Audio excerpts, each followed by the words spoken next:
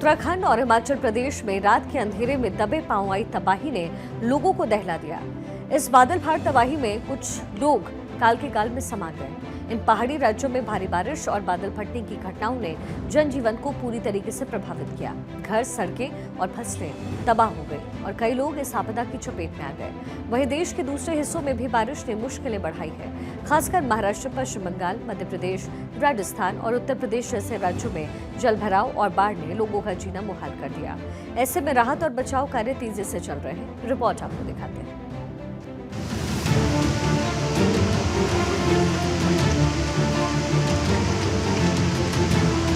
कुछ नहीं बचा है हमारा, हम तो बर्बाद हो गए। हम सब कुछ पूंजी हमारी यहीं लगी थी, हमारा कुछ नहीं बचा है।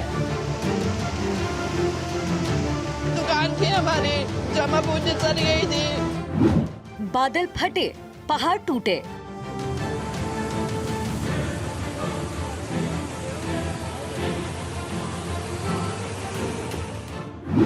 तबाही आई, मुसीबत लाई।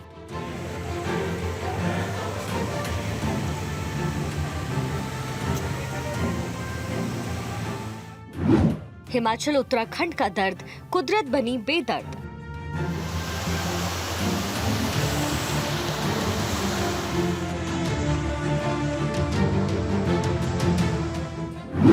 प्रकृति की चेतावनी, अब जागो इंसान।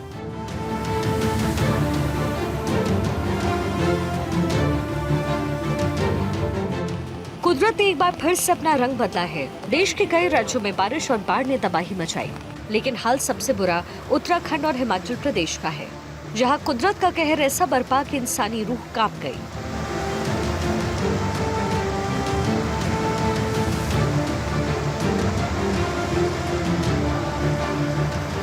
रात के अंधेरे में हर तरफ से चीख पुकार की आवाज सुनाई देने लगी। सबसे पहले बात उत्तराखंड की करते हैं, जहां राजधानी देहरादून के सहस्त्रधारा में बादल फटने से बाढ़ ने दुकानें और घर को बहा दिए।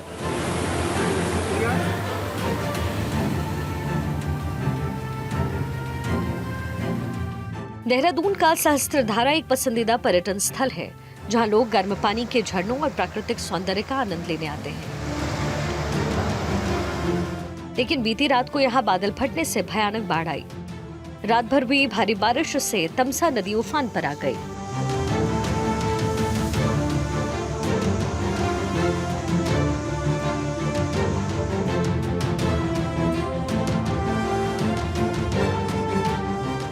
कर्लीघाट नाले का पानी तेजी से बहने लगा।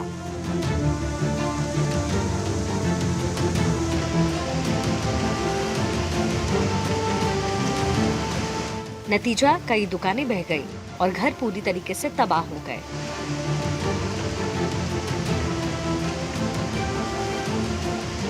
नदी किनारे की कई दुकानें पानी के तेज बहाव में बह गई, जिससे लाखों रुपए का सामान बर्बाद हो गया।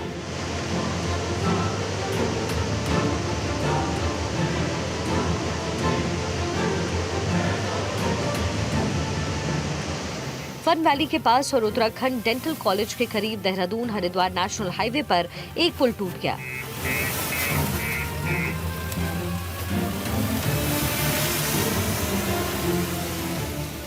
तबकेश्वर महादेव मंदिर के परिसर में 1 से 2 फीट मलबा जमा हो गया।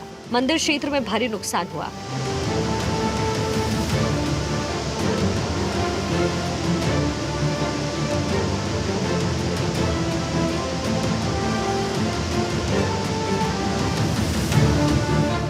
आईटी पार्क देहरादून के पास सड़कों पर वाहन खिलौनों की तरह बहते नजर आए।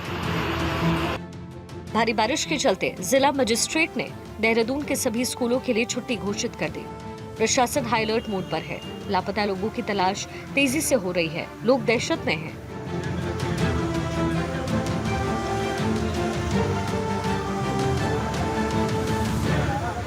बीती रात देहरादून में हुई भारी बारिश की वजह से सहजधारा रोड में भारी तबाही मची है और आप यहाँ देखेंगे तो ये सहजधारा का पार्किंग स्थान था और यहाँ गाड़ियां और जो तमाम दुकानें हैं उनमें मलबा घुस गया है। जेसीबी के माध्यम से यहाँ से मलबा हटाने का काम किया जा रहा है और गाड़ी आपको नजर आ रही होंगी, 2 गाड़ी जो एल्डो गाड़ी है वो मलबे में दबी हुई है। ऐसे ही यहाँ कई जो टू व्हीलर वाहन थे वो भी यहाँ मलबे में दबे हुए हैं। इनको मलबे को हटाकर यहाँ से अब इनको निकालने की कोशिश की जा रही है और सड़क पर भी आपको नजर आएगा, यहाँ सड़क पर पूरा जो मलबा है, पानी है वो भरा हुआ है, जिससे आगे की आवाजाही पूरी तरह से बंद हो गई है। कई स्थानीय लोग हमारे साथ हैं, इनसे हम बात करते हैं। भैया, क्या ऐसे कभी पहले हुआ जिस तरह से ये चीजें हुई है? क्या भैया, हमने कभी ऐसा देखा नहीं था, ऐसा मंजर ये पहली बार सन 2011 में थोड़ा सा देखने को तो मिला था, लेकिन ऐसा नुकसान पहली बार देखने को मिल रहा है। क्या क्या हुआ है, कितना नुकसान हुआ है यहाँ? नुकसान तो इतना हुआ है कि कहीं तो अभी रास्ते बंद हैं, जहाँ गांव के आदमी भी जा नहीं पा रहे, लेकिन सारे घर खाली करवा दिए लोगों को। यहाँ से होटलों से भी लोगों को जो है सबको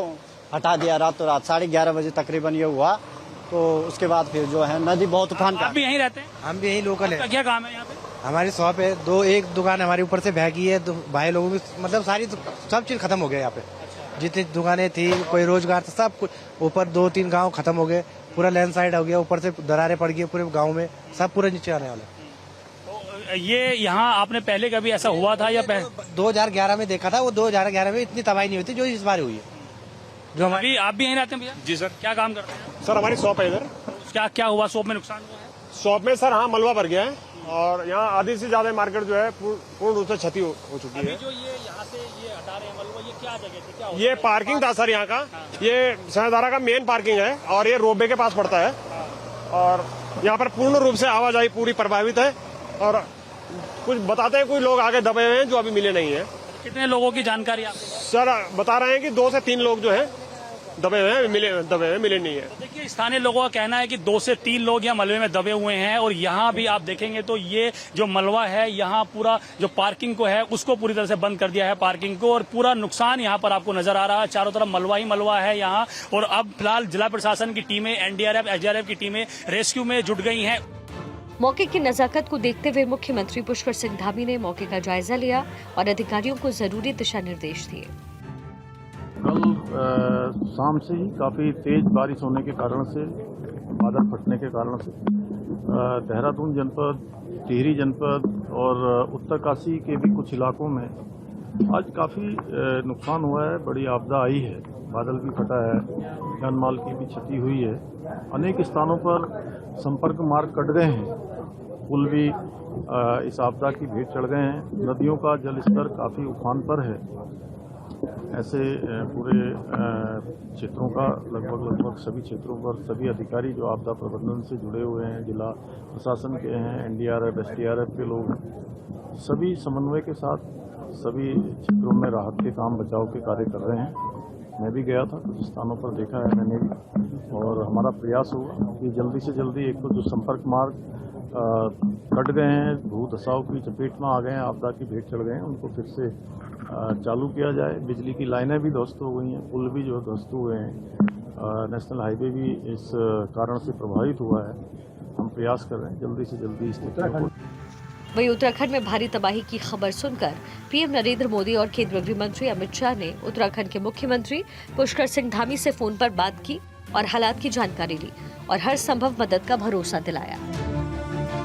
हालात सिर्फ उत्तराखंड के ही खराब नहीं थे, हालात पड़ोसी राज्य हिमाचल प्रदेश के भी खराब थे।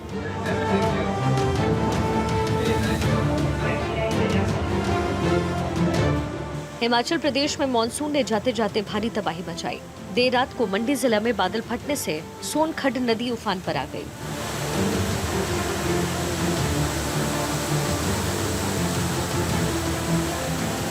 धर्मपुर बस स्टैंड पूरी तरीके से डूब गया। बस और वाहन तिनकों की तरह बह गए।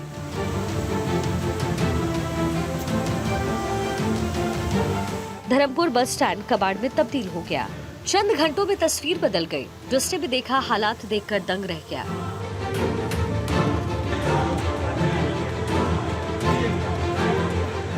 बसों के साथ साथ कई वाहन बह गए।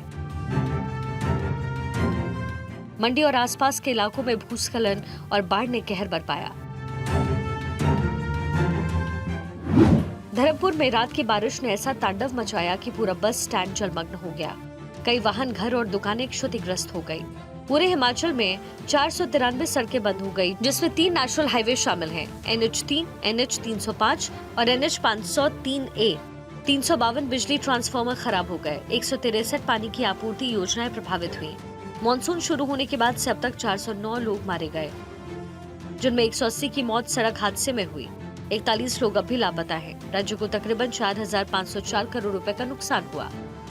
वहीं धर्मपुर बस स्टैंड पर बारिश से हुए नुकसान का जायजा लेने डिप्टी सीएम मुकेश अग्निहोत्री पहुंचे, जहां उन्होंने अधिकारियों को जरूरी दिशा निर्देश दिए। दूसरी तरफ बीजेपी सांसद अनुराग ठाकुर ने हादसे पर दुख जाहिर किया। हमें लगता था कि शायद अब बरसातें खत्म होने वाली हैं, अब हम राहत कार्य में और तेजी के साथ जुट जाएंगे। जैसे एक जगह जुड़ते हैं, दूसरी जगह पे बारिश आ जाती है।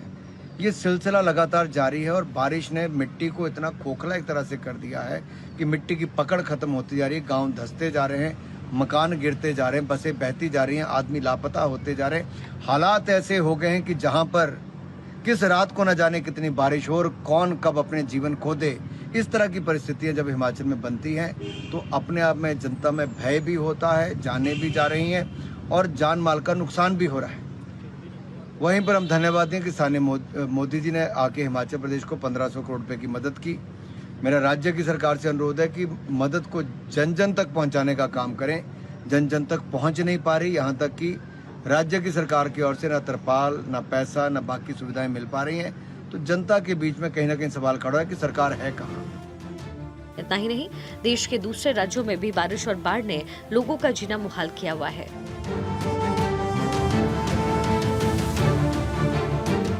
महाराष्ट्र में पिछले 24 घंटों में भारी बारिश के कारण 3 लोगों की मौत हुई। वहीं बारिश के बाद कई इलाकों में पानी भर गया, जिससे वहां फंसे 120 से ज्यादा लोगों का रेस्क्यू हुआ। मराठवाड़ा के 8 में से 5 जिलों में भारी बारिश हुई, जिसमें बीड में सबसे ज्यादा 143.7 मिलीमीटर, फिर नांदेड़ में 131.6 मिलीमीटर और जालना में 121.4 मिलीमीटर बारिश हुई।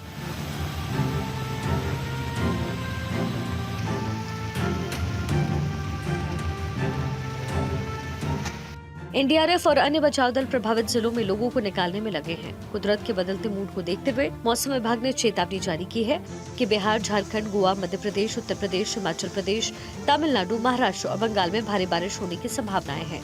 साथ ही जम्मू कश्मीर, लद्दाख, झारखंड और ओडिशा में तूफान आ सकता है।